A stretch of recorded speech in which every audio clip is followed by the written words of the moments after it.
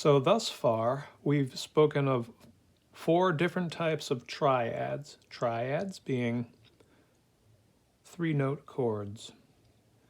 So we've spoken of majors, minors, sus4s, and diminished.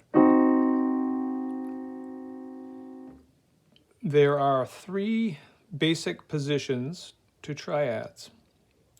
Root position, first inversion, and second inversion. So root position is just the basic chord that we've been speaking of, whether it's a minor, major, minor, sus4, diminished. These are all root positions. So this is root position C major, root position C minor, root position sus4, and root position C diminished. So to get the first inversion, you simply put the bottom note or the lowest note on top. And there we have the first inversion C major chord.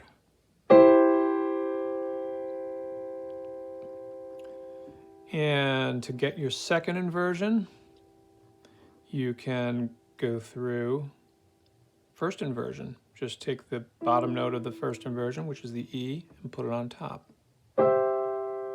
Or the lowest note becomes the highest note. That's the second inversion.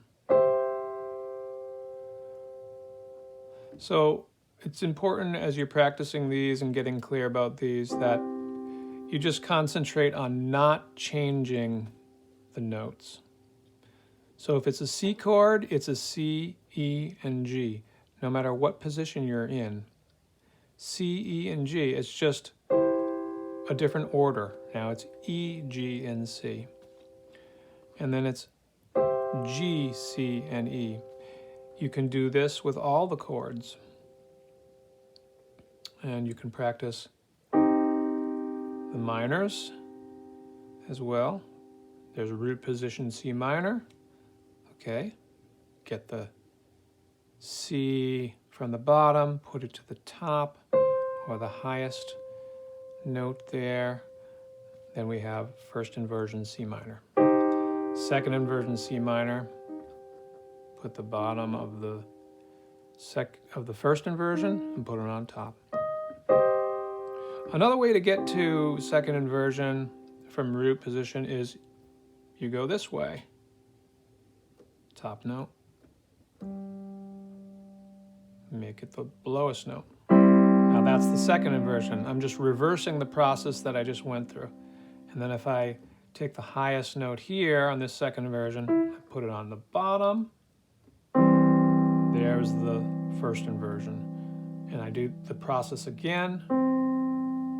From first inversion, highest note becomes the lowest note. And we're back to root position. So very basic principle, but also very common and very useful. Here is a basic example of this process.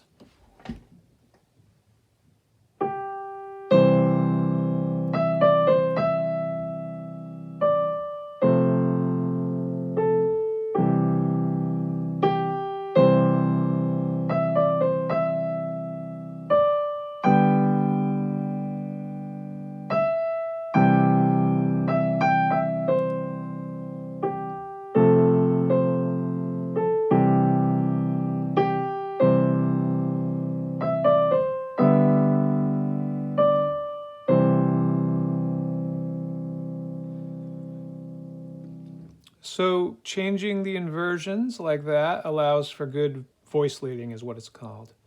Smoother transitions between chords as opposed to jumping around like this.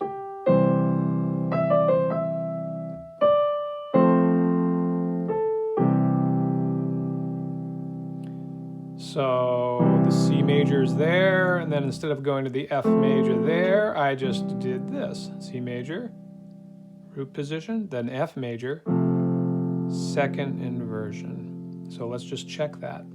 That's the F major first. F major root position, and then put the top note on bottom. There's the second inversion.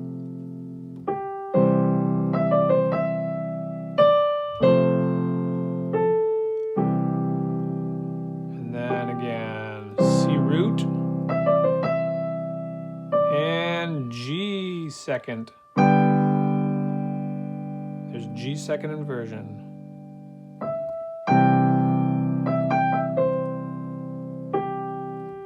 F second inversion, C root position, G second inversion, C major root position. Here is another piece that utilizes inversions. This is an excerpt from a Brahms waltz that you may know.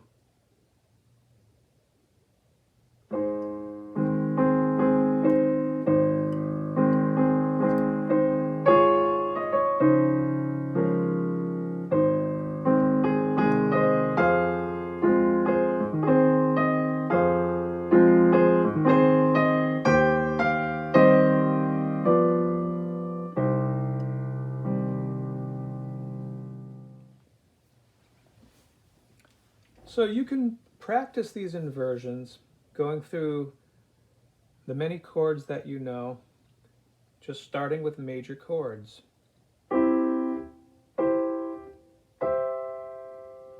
There's C major in the three different positions: F major, root, first, second, and G major, root, first, and second inversion.